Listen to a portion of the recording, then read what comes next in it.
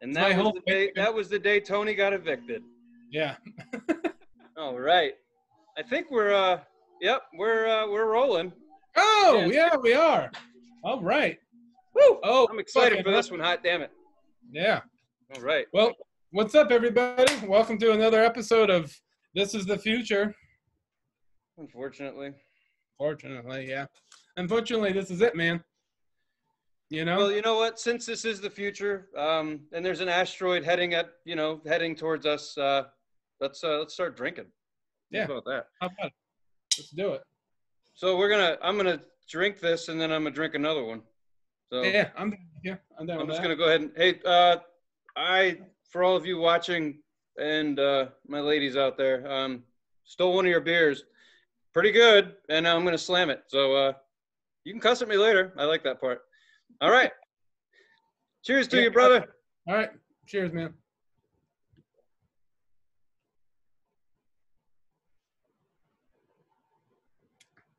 Ooh. Did you just chug it all? No, I'll get hypothermia. Oh. It tastes pretty good, man. Salt and Sea from Flying Fish Brewing Company. It's pretty fucking good. Huh. It's got a Ferris wheel on it?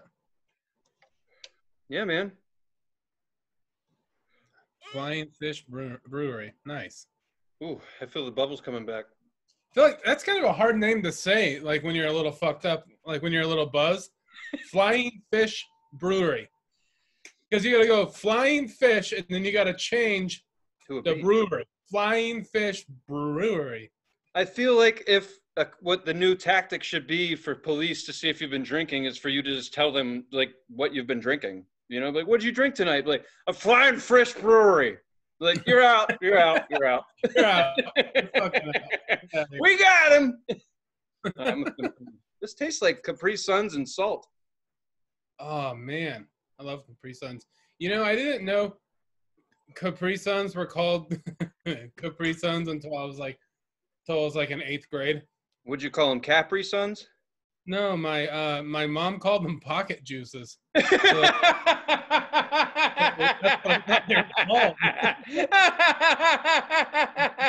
pocket juice. Brother, hey, did you put them in your pocket?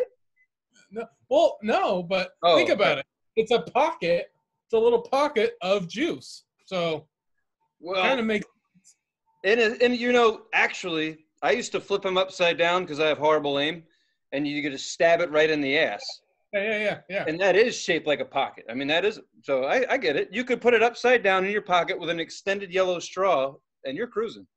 But I just looked like one of those, I just seemed like one of those kids that never got out much that like, oh, my mommy said it was a pocket juice. And they're like, you're 13. Like, you're a teenager. It's a pocket juice, dude. Pocket juice. Yeah, probably seen The Real Shelter. I don't know. Maybe I still do. Speaking of that, how do you like my hair? Look pretty good, huh? You like that shit? I'm telling you, man. Like, I don't want to put this out there because people are watching, you know. But between you and me, how much does one of your ladies cost for an hour? Yeah, man. I'm a fucking hoe runner. Yeah, dude. Where's your pimp machine? You really do look like a PIMP, man. I'd really like to see you pimped out, like the whole nine. That'd be cool, man. Say it with me now. Where my bitches? Where my bitches? Where my bitches? Tell them, powder. Get out the baby powder. Quoting some How High for you. Hey, up front, we were jamming out to Big Business. We don't own the rights. It probably sounded like shit anyway because it's through a computer, but they rock. We rocked out, and I feel like we talked about Big Business before, but whatever. Just wanted to get into it, so there it is. Thanks, Big Business. I mean, they didn't do anything. Right. I don't know if you could tell. I know I already asked you, but I don't know if the people at home, all the people at home, could tell if my hair's blue or not. It is blue. It's bright fucking blue, but do the light thing again. Yeah, well, you just can't tell because you know, we use Zoom because we're really fucking professional. See? Look at it. You see that's blue. It looks fucking good, man. Well, there's kind of a story behind it because so my hair is really dark, right? Really dark, really thick. So it takes a lot of bleach. It took 3 boxes of bleach to bleach my hair. Damn. Like, first day I took one. My girlfriend did it for me. She bleached. Used 1 full box. Then the next day 2 boxes, and it finally got to be like Guy Fieri, you know. And I posted it on Instagram. A picture of me with bright ass fiery hair on Instagram, and I just wrote something about Guy Fieri, and then because I knew that what everyone was gonna say, but then everyone said like Smash Mouth, one of my typed out the first you're a rock star, get your game on. The first paragraph of that song. Someone wrote Fat Mike, circa '93, and I'm like, yeah, that works. I mean, that works right now. Yeah, and then another one of my friends, he said Guillermo Fieri. I thought that was pretty funny. Guillermo Fieri. Clever, yeah. Very clever. Speaking of bright hair, we decided to watch and listen to a comedy special by Bill Burr, and we watched that, and now it's time to review it. The name of the special is "Let It Go," right? That's the name of the special. 2010. Yeah. In my opinion, that's my favorite all-time special. Wow. I think I might have said something different on a different episode, but it is definitely he's in my top 5 of all-time comics. Yes. But I mean, he's not my number 1, but he is like 4 or 5 probably. Right. But that special on its own is it's so good. And the beginning of it, if you remember, it's kind of relevant to what's going on today, a little bit. Oh, yeah. A lot of that shit still holds up 10 years later. Yeah, he's talking about how we need a plague, Yes, and that's one of the notes I took. It's like so fucking ironic. And then he talks about being microchipped. I'm like, yeah. Gee, Bill, who you been hanging out with? I know, right? Yeah, that special is perfect. To me, it's really relatable to just like the common person, to the common folk, Yeah. Because he talks about, like, he's just kind of an angry guy. He comes out on stage, right? And everyone stands up, like, yeah, like fucking going crazy. And he's just like, all right, thanks. And then he kind of turns a little bit on the audience. He kind of gets mad. He's like, I didn't cure anything. That's right. Like, Jesus Christ. Yeah. I love it. He kind of like, it's like he almost gets mad at him, Well, he says, he's like, it's not like I'm up here accepting a Lifetime Achievement Award or anything. Yeah. It's fucking hilarious because he's like, he's mad in a way. He's kind of mad at people loving him, and that's fucking hilarious to me. A true fucking Bostonian to the T, man. Abso-fucking-lutely. There's a punchline he says in there. Anyway, we'll probably jump all over this special, but one of the things that grabbed me was he was talking about the whole bit about the hardest job is to be a mother. And I've heard that bit before. I fucking love it. I'm a single dad. My kid's a teenager. I went through some tough times with her. So I identified with this shit in my own way. I fucking loved it. But he talks about how it's hard. He's like, it's not like you're coughing up coal dust. But one thing he said that really got me, he's like, I thought roofing in the fucking summer as a redhead was hard. But no, being a mom, the quickness he said it with was like, fuck yeah. I just picture Bill on a 912 pitch roof. Just fucking, right there, I pictured him up there getting lit the fuck up, by the sun. It was great, man. Just some really, he paints really good pictures in there, and he's fast. He paints really good pictures, like the when he talks about the dog, about getting the dog, and he's like, oh yeah, he's got all these muscles, you know. So at first I didn't like him for 2 days, and then we became friends, and then I'm like, you know, asking for workout tips and shit because the dog's jacked, you know. He's like, how do you get the muscles right here, you know? Says he's like showing the dog like doing push-ups and shit. Right. And how the dogs are like, that's like the pound is like Shawshank for dogs. Yeah. Oh yeah. Yeah. Anyway, yeah, a lot of shit. There's a part in that dog bit where they're like, his now wife is like talking about how like they found the Humane Society or whatever found the dog down by like the LA River. Like, she's like, oh, isn't that sad? He's like, no, that's fucking scary. Like, yeah. He's like, obviously the dog's getting enough protein, you know, eating berries, choking out squirrels. Like, yeah, he killed something. Like, that's what he says. Like, he killed something. I love, one of my favorite parts is when he said that, is like when she's like, oh, isn't that sad? And he's like, no, it's fucking scary. I love it. He talks about picking one up. He's like, they don't know what they're gonna do. He's like, what are you gonna do? You're just gonna throw it in my fucking hatchback and see how it works out? And halfway down the road, he's biting my jugular and I'm dead. And then he's coming back. He's going back into the frickin' pound like Hannibal Lecter with one of those frickin' lampshades on his neck. Yeah, it's fucking great. And it's, that bit is so great because he's talking about how like people saying, oh, I rescued a dog. You rescued a dog? Or did you just go down to the pound and get a free dog like everyone else? You didn't jump into save it from a burning building with your wingtips still on. Yes. No concern for your own safety. Or to just go down to the pound and get a free dog like everyone else. Like, the second option. He's fucking, that, like I said, to me, that album is perfect. It's got it all, because every single bit, I mean, if you could remember everyone, they're all quotable. You could quote all of them, and it's all relatable, you know? Right. Like, I mean, given it might be, it's all, a lot of it is dedicated, kind of for guys, you know, obviously.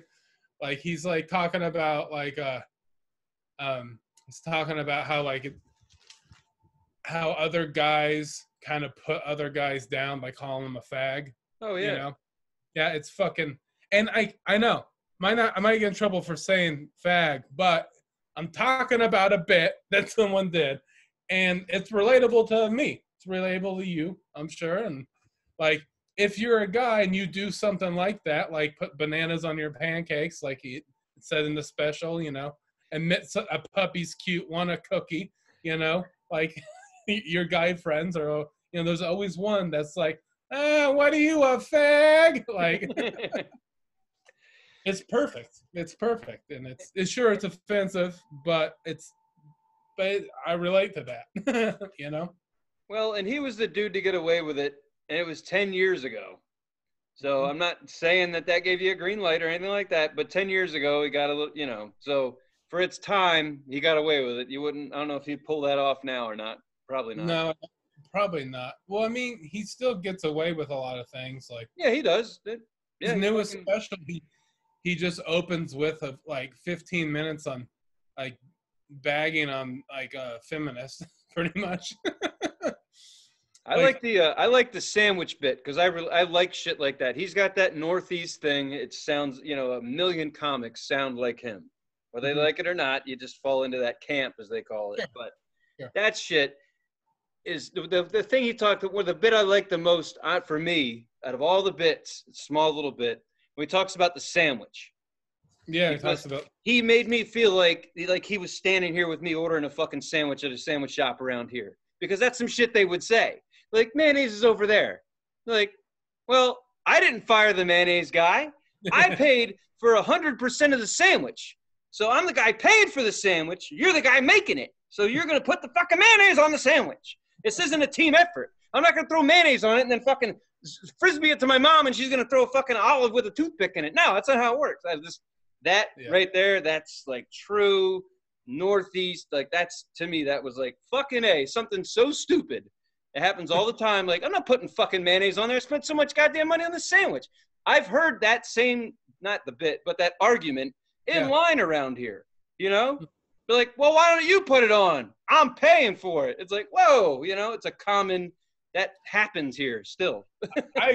Every time, you know, even before I ever heard that joke or this special, it's like, I thought about that. I'm like, wait, why am I doing it? You do it. I'm giving you the money and I'm even tipping you. You put the lid on the drink. You put the mayonnaise, you cut it in half. You come over and feed it to me, rub my belly and jerk me off. You do it. I'm tipping you. You know what I mean? Oh, hell yeah. I mean, I do that. Well, anyway. Absolutely. I like it that, and listen, folks, if you haven't watched this shit, you might want to stop the show, watch this, and then come back, because that's pretty much, we're just digging into this thing because it's really fucking funny to us.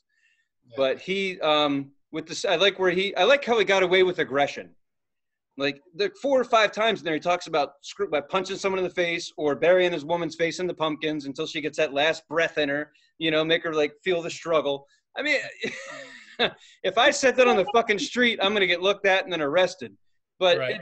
It's funny to me, you know, whatever, general frustrations. But at one point he says, when he's talking about the sandwich bit, he's like, I'm just going to choke my way up the corporate ladder until I figure out who the fuck's responsible for getting rid of the mayonnaise guy. And then there's a line in there right after he says, how fucking big does your yard got to be? And I was just I'm like, how, you know, there's so many different ways to call out the 1%. Yeah. It was just like, I like that, the way he put that, just slid it right in there. It was awesome. If you're paying attention, there's a lot of, that was a really good special to pick, man. I like that a lot. I've seen it before, but not like, I don't know. I watched it twice, man. It was great. Yeah, I watched it twice as well. I've seen that special like probably 2 times before, so I've probably seen it a total of 4, maybe 5 times now. But I've listened to the album. I used to listen to it when I used to have a job back in the old days, and used to listen to it probably like 2 or 3 times a week in the kitchen. Man, I just be cooking food and just laughing my dick off, you know, like. He's just so. He's like the perfect angry fucking comic. He gets away with being like, hate me. Like, he gets away with making people hate him, and then he pulls them back in. Right. You know? Like, he turns on people. He almost like, it's like he almost like hates the audience, and then he brings them back in, you know? What he does right, what he does to save it is he calls himself an asshole. He calls himself a piece of shit. Whatever, and that does help, you know, as far as the audience being able to digest, you know, what's going on. Like, at one point, he calls out the guy for wearing sandals. Yeah. And then, I don't know, like, people who don't do comedy may or may not pick up on this, but right away, he had a moment where he said something that wasn't in the special for sure. He was just like, that wasn't about you. That was about me being on the road for 4 months. Like, they kept that, but I seriously doubt that was part of, he planned on putting that in the special. Oh yeah, I don't think he did. No, not at all. But it was just like, and then at one point he said, right around there, he was like, it could go off the rails and it wouldn't be a special anymore. Yeah. And it's like, right, because he's, believe it or not, for those of you who don't know, he's trying to stay on the rails. He has all this material generated. He's trying to get through it all. But most comics, especially fuckers who rant, as soon as they hit something, they want to run with it on stage. Alex can tell you that all about my ass. But you've been doing it long enough, it's funny. So you could tell that, like, Bill Burr he had to keep it on the rails, or he'd have to film this shit again. And what I liked about that special the most, not the most, but one of my favorite things, aside from the jokes and all that, was the location. The fucking Fillmore in San Francisco. Whoa, big fucking, not a theater, nothing. To me, I'm a huge music head. I know that Billy Graham got all, like, the Jefferson Airplane, Grateful Dead on that fucking stage, bags of Molly and shit right up in his office to get him on the stage. Trust me, wow, what's happened on that stage. And he hits on it. He said The drug that I did on stage tonight was fucking NyQuil. Yeah. Exactly. Like he knew, like he obviously acknowledged. I would just wonder like how many chopped up coke lines are behind backstage back there on a piano or whatever the fuck. Oh, sure. Yeah. Right. Yeah. How I many? realized at that moment that if I had aspirations to film somewhere, it wouldn't be a big fucking theater or anything like that. It would just be like a Fillmore. Like that's it. Like that. Yeah. That's it. Just something. If I ever somehow 80 years old in a wheelchair have enough material to do an hour and it's funny, I would book it at the Fillmore so everyone could sit 6 feet apart, like 6 people in a big space. It'd be good. No, point is that would like to me it was like fuck yeah, that's rock and roll. I like the rock and roll thing. I think it's funny that you think you're gonna live to see 80, Tony. I know, like I said that, like even fucking Bill Burr said that, but I mean, my mom even said she's outliving my ass, and she's doing all right, I guess. But right, I might not have much time left, so these episodes might be worth a fuck one day if I die. Hey, man, I mean, like, I think 65 to 70. I think that's good.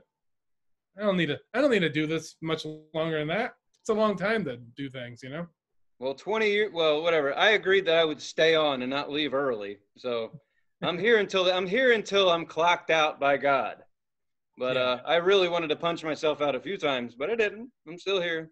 Speaking of that, he touches. Bill Burr touches on that about like suicide, and it's fucking relatable to me because anytime I've been through some traumatic shit in my life, and I've never once had even like a joking thought about killing myself, even like someone breaks up with me or a close family member dies, a really close friend dies, or I lived in my car for like 3 weeks when I lived my first 2 years in Portland, never once thought about killing myself through really tough shit, but through little shit like going to the DMV or having to go to work, I'm just like, well, what if I do just like, fucking like I thought about that before, seriously. And when I first heard him talk about that, I'm like, yeah, that's me. That's what I do. Little shit that I'm like, everyone's like, oh, let's play a board game. I'm like, what if I just call it back and kill myself? I won't have to play the fucking board game. You know what I mean? Yeah. Yeah, no, I get that. I'm not going to talk about I don't have anything funny about that. I had some real fucking problems with it. So anything I say is going to be, woo! Long story short, I'm here. Don't know how much longer. And I'm going to crack another beer just because. Oh, shit, man. Ooh, I made the noise, but you delivered the fluids. Yeah, it said a money shot all over my computer. That's not the first time. That's true. But this is the first time it was cum. Beer cum. Can full of cum. That sounds like a microbrew. Can full of cum. Can full of cum. It's either a microbrew or a punk rock band. Either one. Both. These days they do both. They do a beer and a band. That's how you market yourself. You're in a band, baby. Yeah. No, I just like it when he's talking about like ceiling fans.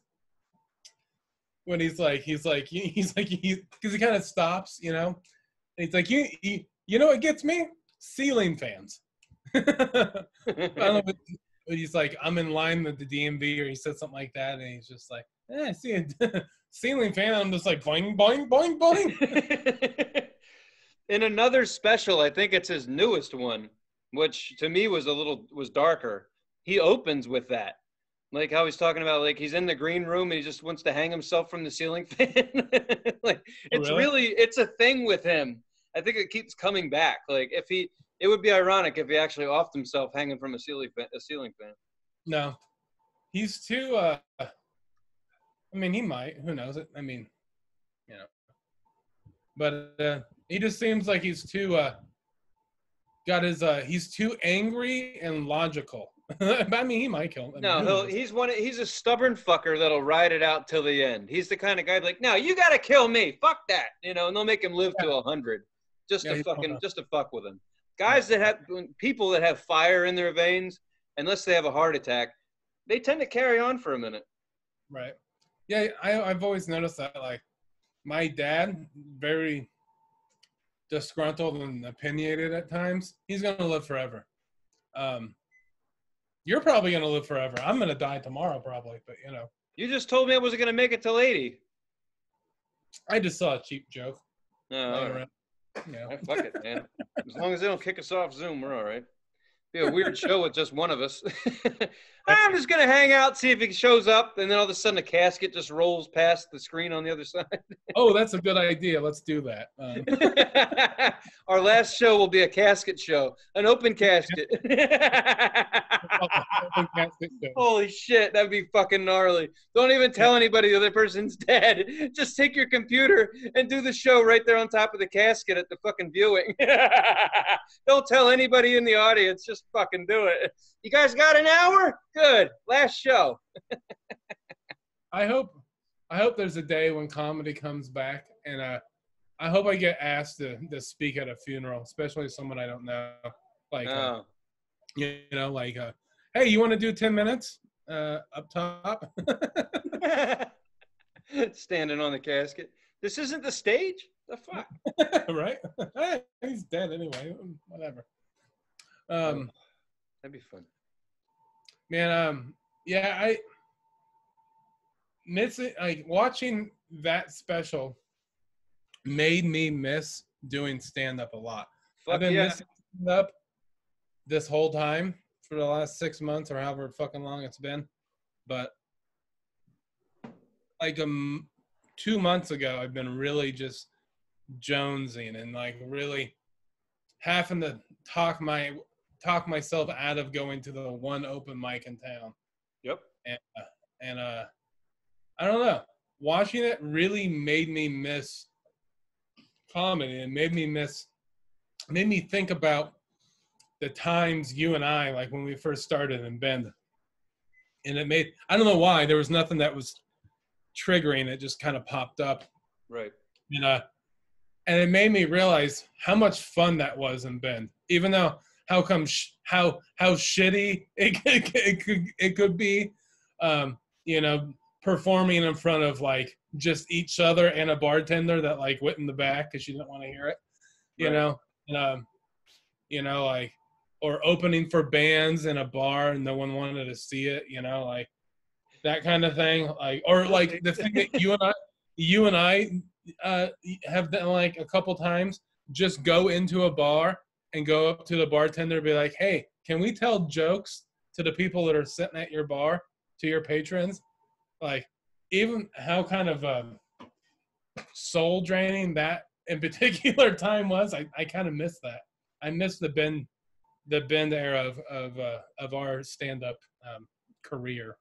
So, well, that was I think about that quite a bit because I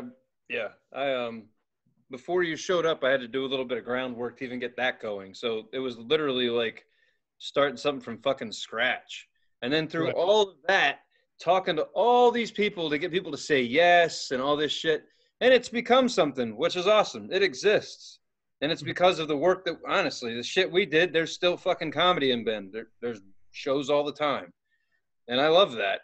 But what we were doing was begging people to get on their stage and then sucking. That's the funny part. It's like, can we please tell jokes? And then we go up there and be like, yeah, when are you going to start telling a fucking joke? Be like, I don't know. I don't know what I'm doing. But if I don't do this, then I'm going to need to find a ceiling fan. So help me out. Yeah. I mean, I remember there was that bar that was called like, I remember the owner, and I used to be friends with the owner. I won't say his name, but he was a cool guy, but I forget the name of the bar. It was like something Buddha or something. It was downtown Bend. It was an alleyway, like kind of like two or three shops away from Ranch Records. Or no, it was called the Mad Happy. That's what it's called. The Mad Happy. That's what it's called. Yeah. And it was kind of like a yeah. And I met the bartender or the owner, sorry, and would go in there like probably 2 or 3 times a week and just like hang out with him and talk to him, and he'd give me free drinks. Next thing I know, I'd be fucking wasted, and he would just be like, the more drinks he fed me, the more he realized that I could be funny. And I was like, come on, man. And I like was like for like weeks I was begging him like, man, just give me an open mic night. Just like let me do it, or just like let me go up and just tell jokes to the people in the bar, because he would always say nah. He's like, I don't think it would draw. I don't think people, would want to see it. And then I finally talked him into letting me do something. I'm like, what do you need? What do you think would work well in this bar? And he's like, I think if we did a bingo night or a trivia night, it would work well. And I was like, it was my first year and I was hungry. I was like, I'll just do anything. So I tried doing it. Yep. That fucking sucked. That was like the worst. But I also now I miss it. I miss it so much. And I remember like it was when we lived together, and I came back and I was like, he wants us to do a bingo night and a trivia night. And you were like, no. You didn't want anything to do with it. You're like, I'm not doing that. But I did it twice and it was awful. Right. I guess at that point I had fucking skinned my knees enough to where I had no knees left. I was like, no. And then I was dealing with another club and she wouldn't talk to me for 6 months. And then somehow it worked out, and they were doing all right. I mean, comedy has been accepted because people do end up at least buying drinks. Even if the show sucks, they buy drinks and food. Right. So that's what they didn't trust us about. It wasn't happening in Bend, and they sure as shit didn't trust us to pull it off. Because to be honest with you, we weren't fucking funny, but we had enough balls to try. I mean, we were funny, but we didn't know what the fuck we were doing. Who does in their first couple of years? And they knew that. That's why they're like trying to be. The nice thing about Bend is, I guess, is that they're like, they don't want to tell you that you suck. So they'll just, well, I think that this would work. But if it was around here, it'd be like, no, get the fuck out of here. You suck. Be like, oh, all right, now I know. I'm going to go home and not suck, and I'll come back. Yeah. To me, I work better that way. But out there, it's like, no, just come up with another idea. I'm like, I did. It's stand-up comedy. No, another idea. I'm like, huh? What do you mean? I don't do anything else. I'm not a puppeteer. What are you talking about? I'm like, no, we want bingo. We want something that's going to make money. Be like, nah, fuck off. Whatever. It makes money for them now, so we stuck with it. I do miss it. It'd be cool to go back, and I'm ready. I want to, like, even if you're not doing comedy for a few years, I'll say this. For those comics out there that never quit or never had to stop or whatever, it doesn't go away. It ain't ever going away. It eats at you every damn day. It'll drive you fucking crazy. It'll make you depressed, whatever the case is. It's true. I've been doing it for four fucking years. I've had a little bit here, a little bit there. And the worst part is when I stopped doing comedy, I don't think I was quite at the point where I was even getting good yet. So I was trash when I stopped. And then I kind of figured shit out, but I couldn't really try it out per se. Sure. I mean, so it's like you go, I don't know how people, we're talking about comedy tonight, people. So here it is. When you put yourself through this shit, you need to get up every damn night. Mm-hmm. And if you don't, you're not going to be very good. You're not going to be as good as the person who gets up every night. That's just how it is. And if you're getting up every night, the girl you're with is probably a full-blown alcoholic if she's coming with you every night, or she's the bartender, and that's how it worked out. Long story short, you don't get a lot of downtime, because most people don't give a shit about listening to you suck with your friends every night or figure new shit out or whatever you're doing. Right. And so it's a big fucking sacrifice. And you have a day job, so Right. I mean, and listen, what I'm getting at is this shit doesn't go away. Once you get a room full of people to laugh at your shit who you've never met, even if you weren't that funny, you can't stop. It's just, there's nothing else to do. That's the way it is. I'll sleep under a damn bridge, whatever it takes. That's just the way it is. Yeah, man. I mean, it's real. It's true. Like, I miss it all the time. I miss it right now. I fucking, I mean, there is to go to a mic tonight or do this. And I was like, I'd much, fucking do this. Of course, Well, I mean, there's not around here. There's not a whole lot. There's not really any comedy to do. And I said this before. It's not worth it right now for me to like possibly get 5 other people sick that I live with. Yeah, and you're right. And we've touched on that before. But the other reality of it is, like I said, no one's fucking going. That's the point. All right. Listen, people, if you gone, most of you have not gone to an open mic. And if you did, the only reason you would go back is if you liked watching people bomb. Because half of that's what it is. Even people who are good go there and bomb. They're trying new shit. So it's not anything fucking crazy. There's a reason it's free. I mean, the bartender's just hoping people show up and buy beer on a Monday night because they got nobody coming in. That's what open mics are all about. You don't really, I mean, we appreciate the support, but it goes till 3 a.m, and it's exhausting. So that shit, even me, I don't want to do a fucking open mic again, ever, if I didn't have to, but you do have to. You have to prove to some asshole who's got a show that 5 people show up to that you could be funny for his 20 minutes or whatever. Well, and also in a local scene, a medium-sized local scene like Portland, you still have to go open mics because if you want to get booked locally, people want to see that you're improving, that you're still getting up. Because if you don't go out for an open mic for like 3 weeks, a lot of bookers around town will just go, oh, he doesn't, he or she doesn't do stand-up anymore. Right. The next. Because if people don't see you for a while, they just go, they must not be doing it anymore. So, fuck them. There's another person waiting, Right. There's always another person waiting, Well, a friend of ours once put that comedians are like strippers. People just want to see something different. So it really, it's sad for us to say that. I've also been told it's kind of like I'm in a bowling league. So that's nice, I mean, pins have never fucking laughed at me the way drunk people do, but hey, I still appreciate it. Right. Yeah, dude, this is our thing, man. This is what we like to do. And making people laugh. The idea that you could make people laugh and make money at it is insane. Well, you used to. You can't really. I mean, these days you have to do 17 different things, and you're probably going to make money from 16 other things before you're going to make money at stand-up, i.e. internet, and whatever else you're doing.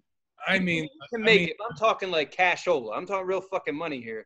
You're going to do better doing open mics and then getting online and making a following and all that bullshit. And then, of course, creating an OnlyFans page and selling pictures of your feet and your penis or whatever you do. But that's how you'll survive as a comic. Well, no, I mean like nowadays, meaning there's a pandemic and there's really no stand-up to do. So that's what I mean. Like there's barely like people like me that are in the middle, like where I did go do club shows and then I would go do shows out in the middle of nowhere for $20, drive 3 hours and get $25-$30 in a drink ticket, like that level of stand-up isn't around right now. No, that's all gone. Yeah. Like just the people that are working right now are national touring headliners. It's like basically if you've been on TV and like some or if you're a big dog in the local scene, you know what I mean, like you already featured at your local club, and then you're probably working a little bit. But if you're like a national touring headliner, you still have dates, not as much because you kind of took those dates from people like me. Like you kind of took which I'm not saying take in a bad way, I'm just saying that's what happens, right, because the pandemic is still happening. There's not a lot to do. No, absolutely, everything's coming back in really weird ways.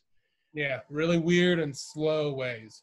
And they called this 6 months ago when this shit happened, as if they had like the telephone booth from Bill and Ted and went into the future and found out. But when the shit started rolling back, when they said the pros are going to come back first because they got to fucking eat, and they're pros. So if you're going to fill a club that holds 300 people with 100 people for social distancing, you're going to make sure that the headliner can fill the fucking 100 seats. Oh, yeah, and it's not even 100, it's 25. What? Yeah, helium's capacity right now, they can only have 25 people total. Workers. How the fuck can they afford to pay someone and audience members? That's all they can only have. That's the rule in Portland then. Yeah, maybe they could have 25 audience members and then the workers and then the comics. But yeah, they can only have like 20 or 25. I've been in there. I went and filmed a little short video for a friend that was making, or for the club that was, a friend was doing it for the club. And yeah, I saw all the tables and they were like, people can only sit here. It was about 8 tables, something like that. And the capacity is only 25 people. No matter what comic is playing. It's very strict. I just don't understand how anybody's making money. I don't think they are. I mean, I think they might have had point. Like, why? I don't know. You're a national touring fucking comedian. All right, take this. You're Jim fucking Gaffigan, because he was just here this weekend. He did 2 shows in a fucking parking lot. Yeah. Now, people, I want to tell you a little secret. When it comes to comedy, it's a conversation. So the closer you are, the more that you feel like you're a part of the fucking conversation. So if some national touring comedians on a big fucking stage in a parking lot out in front of a bunch of stadiums, and you are sitting on your fucking Buick Celebrity way in the back because you got the cheap seats because you're a broke son of a bitch named Tony G, fuck that. Who cares? I'm not wearing a mask and fucking now. I'm taking a break, baby. I'm taking a break. Most of the country's taking a fucking break. I'm good with that. It's almost like for fucking why? Like it's almost like it's a depressing reminder. Like you drive, there's 4 in a car, you pay $200. They make sure you didn't bring any alcohol so you can buy their $17 beers at a good deal. It's like, you fuckers are just trying to survive. I get that, but I mean, you're a national touring headliner. You didn't save any fucking bread. You can't hunker down for, you can't film a TV. What? I just don't get it. I'm like, just squash it for a minute. Fuck it, man. It ain't even cool. It ain't fun. It ain't comedy. These clubs, everyone's wearing masks. Like, you can barely hear anything up on that stage anyway. Now we got muffled humor. I don't know. So you're saying all or nothing is what you're saying. If the big dogs are going to eat, it'd be nice if the rest of us could eat too, but I get it. It's fine. I don't give a shit. I just say, what's the fucking point? 25 people in a room and you traveled how far and they're paying you how much and they're losing how much and everyone might get sick. And when is this going to start making fucking sense? Or can we just hang on for one more fucking year? Yeah, I agree with you, but also if I was in the spot where that was I've been a professional comedian like 15, 20 years. Yeah, that's what I've done. I would do it because you know how comics are. You know how many gigs have you been booked for in your life where you're like, I shouldn't be doing stand-up right now. And they're like, well, do you want to do it? And you're like, yeah, I'll do it. Because it's like, it's a crowd. It's a bachelorette party. There's 14 of them, and they're all loud and drunk. And you're like, this isn't comedy. I shouldn't be doing this. And then you do it. You know what I mean? Like, and that's kind of how that is. You're like, this isn't real, but it's better than nothing, so I'll do it. But at the same time, I'm not going out for, the safety of the people I live with. Listen, it ain't my career. I got a job. So I get it. If it's your job, you go do your job. Jim Brewer, Jim Gaffigan, they're in the area. They did their jobs this weekend. Awesome. I'm not against it. Do whatever you want. It's fine with me. But hey, you get more material out of it. As a comedian, fuck yeah. You do every gig. You don't turn nothing down. If nothing else, you get another joke out of it. But it just seems to me it's like this desperation to keep your fucking doors open. Like, I'm not banging on Helium or anyone else for doing it. It's like, how the fuck are you guys making money? And if you are not, and you're losing money, then why open your doors and put everyone at risk? Right. For 25 fucking people in a mask? Because there's no way how the fuck is that headliner traveling around making a quarter of the money? There's no way. 25 people, that room usually holds how much, Alex? I think about 3. 300, right? Yeah, that's what the one here does. 300, and that's asshole to elbow. It's fucking terrible in there. I hate sitting in those clubs when it's 300 people. It sucks. Excuse me, dickhead, could you move your ears? I can't see the comedian. You smell like fucking Old Spice. I get it. I hope that it's 150 people and everyone has room to jerk each other off from now on. But I just don't see, like, I'm not against anyone for doing their job, trying to keep things open, but the cities have their regulations. Concerts are canceled. Concerts are not fucking happening. I would love a concert right now. They're not happening. So what's the push for stand-up? Yeah, I don't know. How is There that? has been, Does that make sense? I have some friends that have done some shows in Bend, Oregon. You know, like some of the old members of Larry and his Class, like Joshua Marshall, like Yeah, music. his. Yeah, like they played some outdoor shows. I think there's been a show at the Volcanic Theater. Some of my friends' band. Yeah, they have had that up. They have done that, but yeah, it's very sparse. So I don't think any of the bigger, like big name, like big acts. You know, No, I have tickets to go see the Deftones and Gojira September of 2021. So, and that's because I had tickets to go see them 4 or 5 months ago of this, you know. So they rescheduled a whole year out. Mm-hmm. Yeah. See, a lot of the bands I had tickets for, like I didn't even know, I just started getting reimbursed for shit. And then a few of them, and one of my favorite bands right now is the OCs, and those guys are a touring machine, and they toured in the fall, and they kept trying to keep the date that they had here, and then it looked like they were going to still play in Maine or some shit. And believe you me, brother, I was ready to sleep in my hatchback to go see them. Don't give a shit. Right. But then I went and checked their website, and it's basically like, unfucking fortunately, European tours canceled, American tours canceled. Philadelphia, the fucking gov, mayor, whatever he calls himself, piece of shit that he is, I'll tell you why. But in any case, no football games, no concerts, no venues, no nothing until further notice. So they just shut it all the fuck down. You're not getting away with anything. So it got me scratching my fucking head. It's like, okay, but you're going to put 25 people in a fucking comedy club and turn the lights on? That's cool, but who's winning here? Like, right, I don't know.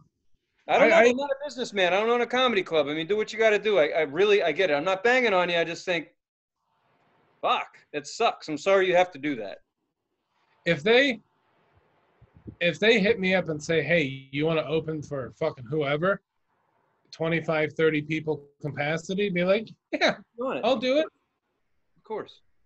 But I'm not against comics doing it at all. I'm just you know where I'm coming from. I'm just like, I feel the same way. I get your point. Like, it's right. But if someone said, hey, Tony, you want to go up and piss a bunch of people off for 15 minutes on a stage? Abso-fucking-lutely. Sign me up. I'm good at that. You didn't say I had to make anyone laugh. Right. You said piss off. Yeah. I'm upset. I'm going home. Cool. So am I. I'll walk you out. I'm done. Anyway. Yeah, man.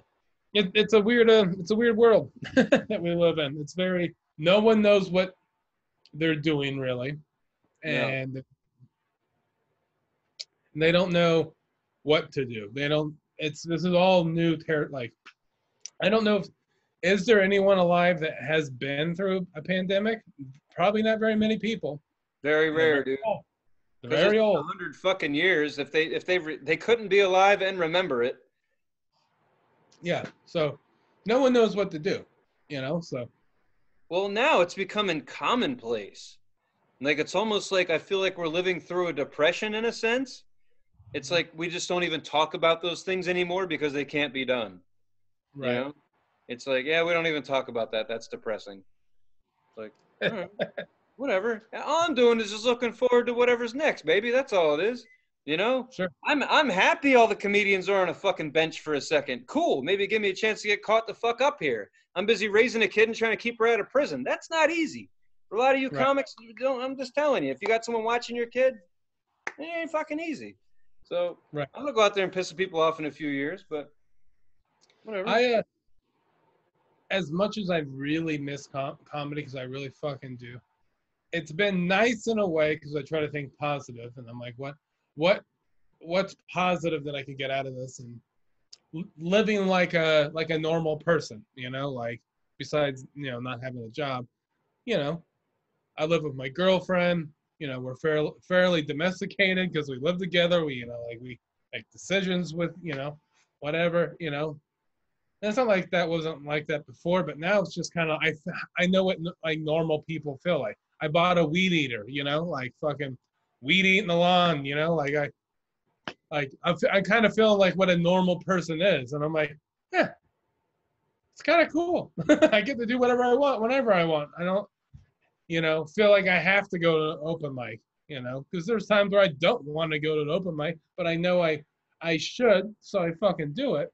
But I'm like, this is kind of nice, but I'm ready for it to end. I'm ready to go. I'm ready to go do comedy and spend, until 1 a.m. doing like 3 open mics a night. I'm ready to do that again.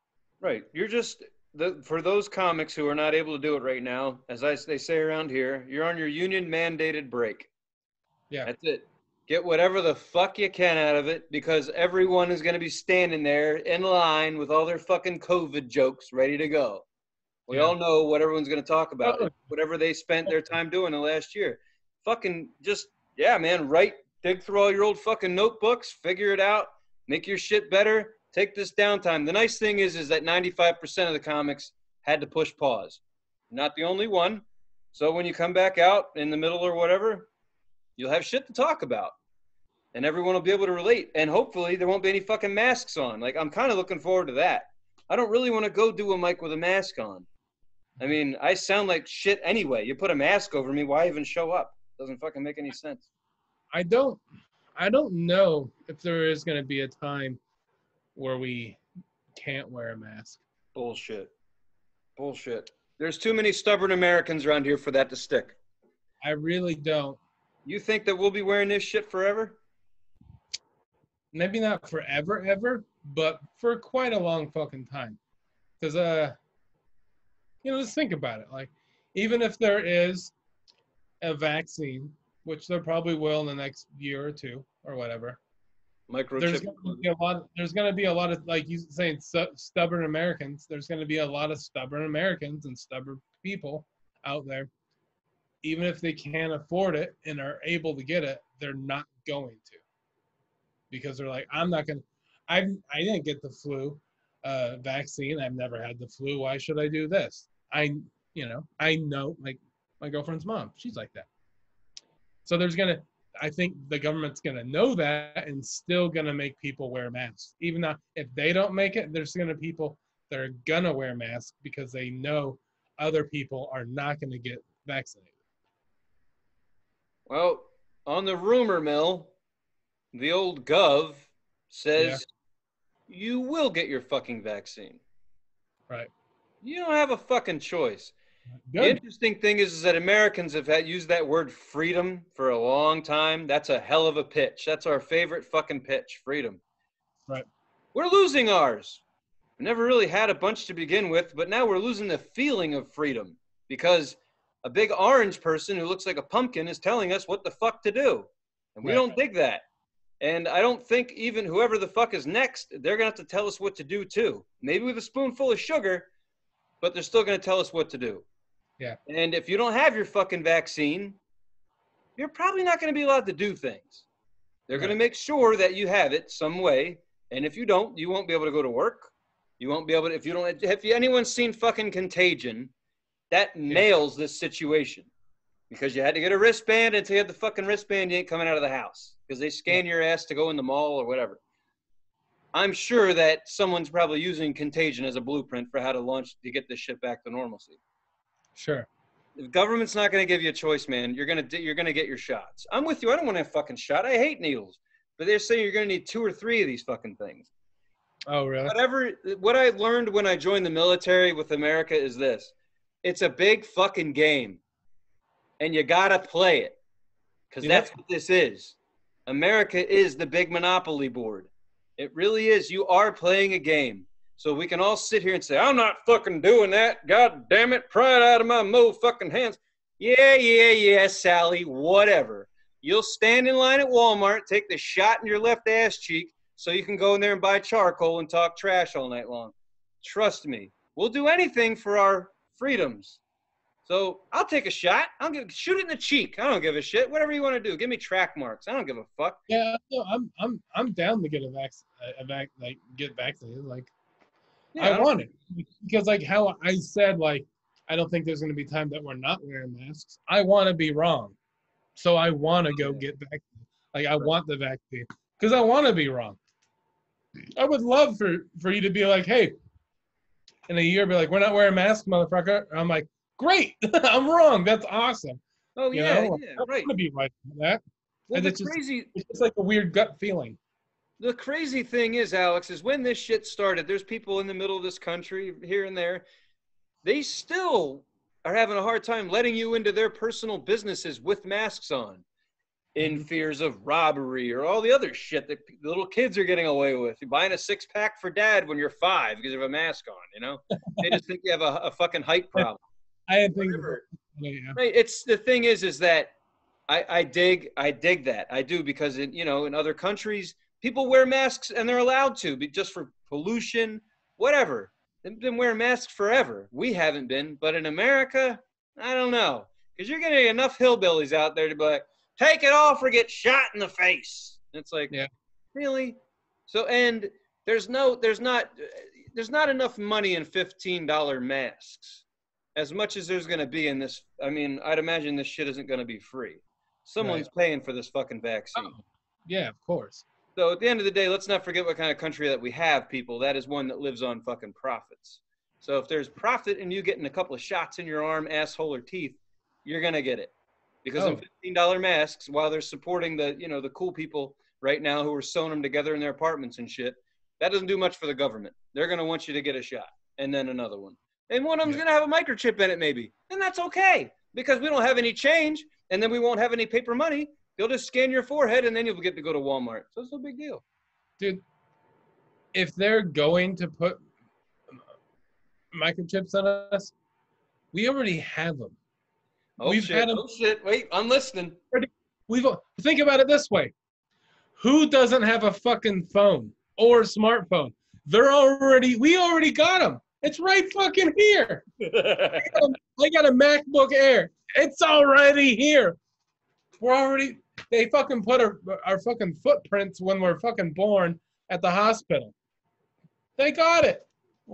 It's already done. All I'm hoping for, if they do something beyond the vaccine, if they're like, all right, everyone, deep breath, we're going to put microchips in you.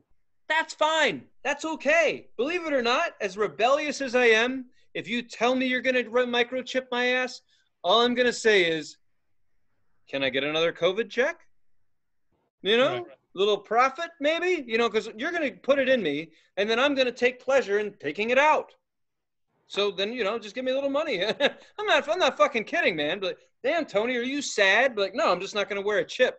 Going back to get another one next week, and another $1,200, I might add. I mean, I'm hip to that. I don't give a shit, to be honest with you. That's silly. You can do whatever you want. Microchip, if you're going to do anything, just make sure it gives us, like, a lot of people are shallow about their parts.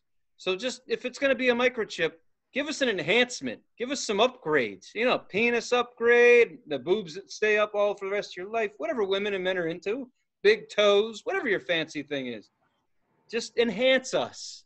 If you're going to put a chip in me, I should have an app where I can enhance some shit, because it ain't just for you to know where I am and what I'm spending so you can judge the economy of poor, blah, blah, blah.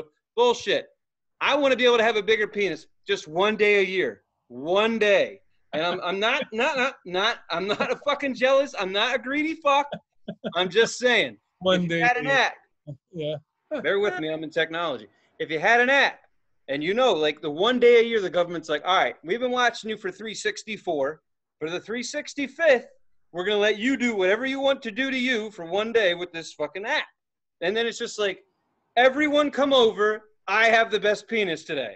It's not going to happen again. It's probably going to fall off. Let's find out together. that's what that's what I want to do. Just give me something, just, you know, it's like other comedians have said, Americans don't need much. Just throw an appliance at them or some shit. But you can't just microchip them and be sneaky about it and take away their change. Like, I love pressing pennies when I go places. If I can't press fucking pennies anymore, I better be able to enhance my penis one day out of the year and give someone an amazing orgasm. Just like, wow, this is what it feels like to have a real dick. I just wanted to know. I don't want to die from it like that fucking rich guy did trying to enhance his penis a year ago. I just want to know. And I know. And then maybe next year I'll enhance something else. Maybe it'll be my dick again because I kind of like my dick. But every year, that one time, and that gives me a reason for my lady to stick around. You can only lie to someone about their dick for so long. So it's like, hey, listen, he's got that dick enhancement coming up in 36 days. It's fucking amazing. I'll dump him after that. That's all I'm saying. Just give me something. If you're going to microchip me with your vaccine, just give me a little something. I love how that's such like a guy thing. Like, well, chicks don't have dicks, but yeah. Oh no, well, like a lady would do this, have the same idea, but she'd be like, well, one day a year, no one on the planet is gonna go hungry, and then a guy's like, one day a year, I'm gonna have a big dick. Like,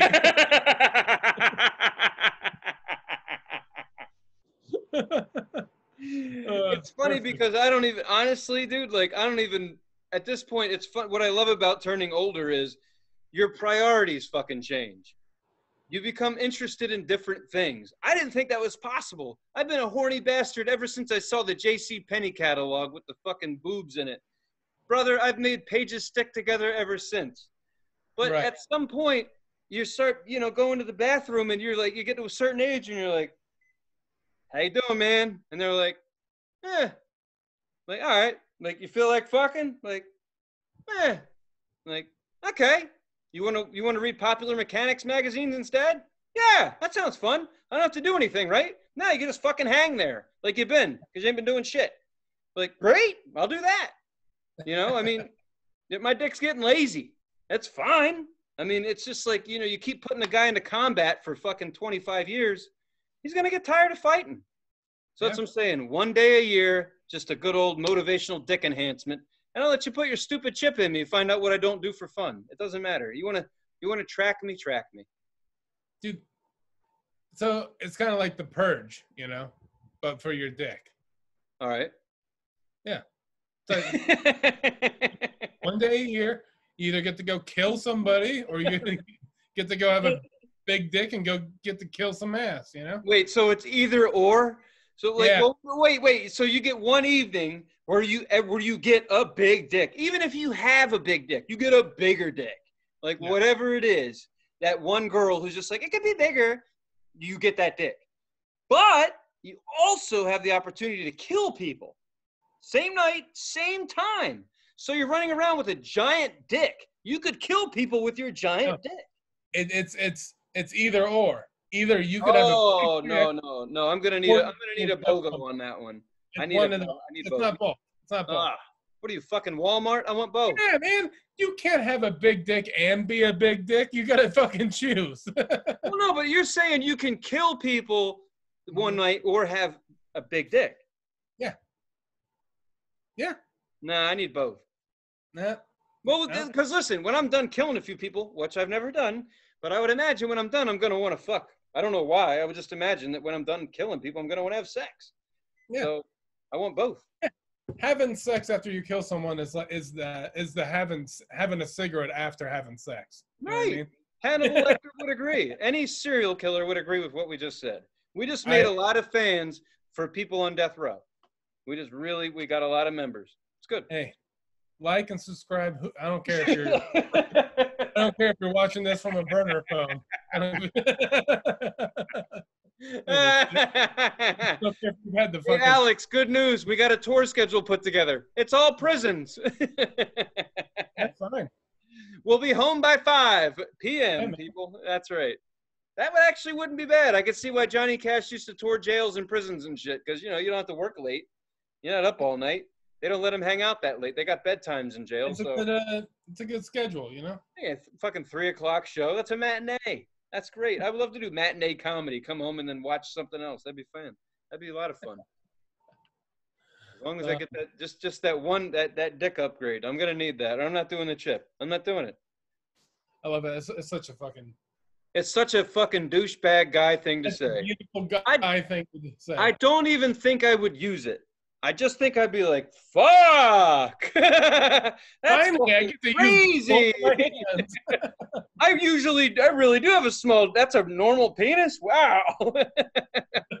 It only grows to like 7.5 inches or something. Yes, you said you feel, and you're probably right, but do you really think, ladies, the two of you that watch this show, hi, I'm curious. Would you really shoot for something world hunger-ish or, save the fucking planet? Or if they were going to put a chip in you, follow the premise. The premise is the government puts a chip in you. But one day a year, you get an enhancement. I won't even say it's physical. I'll just say an enhancement. You can enhance anything you want for one day. So the next day, it's gone. I know women out there that bitch about their butts, foreheads, boobs, everything. I refuse to believe that a woman wouldn't want to hang out with some double D's if she's an A or whatever. I know I'm so shallow as shit, but I talk to you ladies. I listen to you ladies a lot, and you usually complain about your boobs, how one's bigger than the other, or whatever the fuck's going on. I don't care. Just slap them across my fucking head. I'm not even listening. I want to go unconscious. It's fantastic. Would you enhance something? Or would you go for people eating for a day? I don't know. I mean, I would let them eat. While I had my big cock, I would go out there and serve sandwiches. That's okay. Yeah, well, I mean, they got to eat something, so then they might as well eat that average dick. Big D, big to you, but normal to everyone else. Wow, well, we fucking went off the... It's funny. We never know where this show's going to go, and this is where it went. Comedy into dicks. How about that?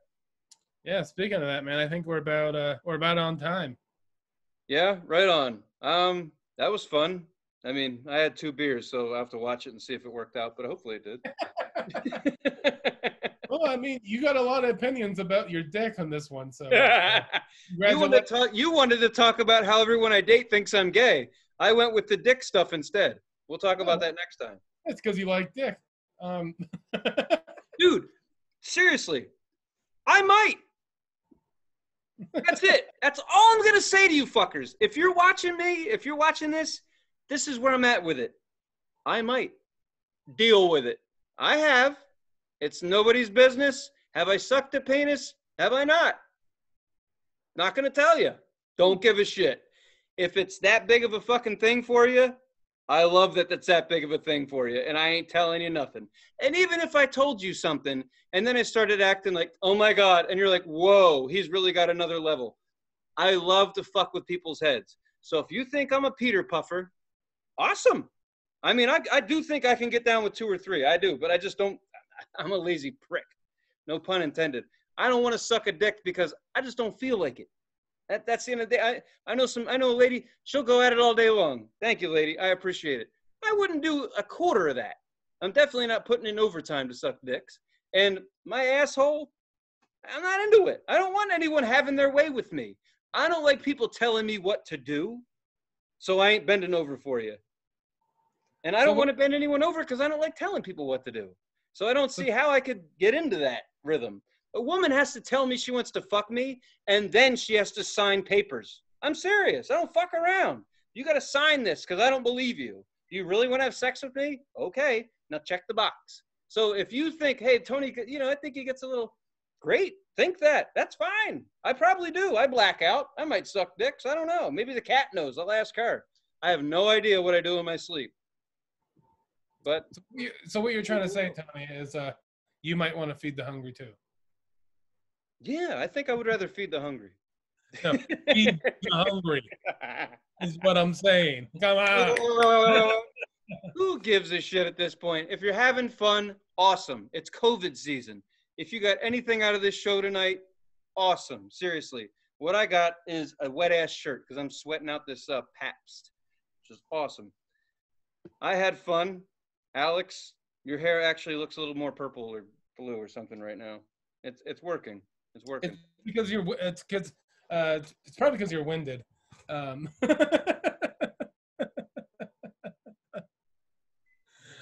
anyway, thank you for watching. I just want to say a special little shout out for the last 17 listeners or watch viewers, the last 2 shows. So thank you.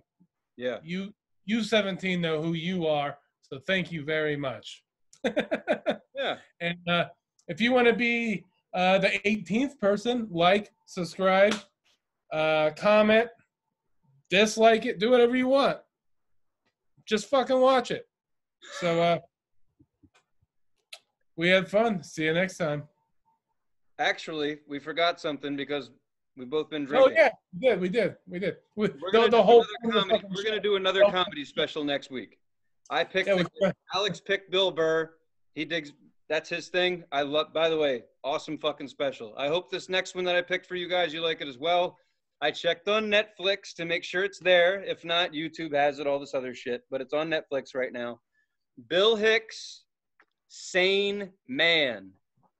I had a feeling that you were gonna pick that because it was on Netflix as well. I saw it. So yeah, I was gonna go with some fucking Carlin because he really put the hook in me, but Hicks is the reason I got on stage.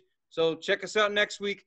Seriously, you see how we did it this week. So if you can, watch this shit up front. It'll be a little bit more fun. You'll know what we're talking about. Like, subscribe, worship, all that good shit. You guys were awesome. We're gonna go dye Alex's hair again. You good? Yes. Bye.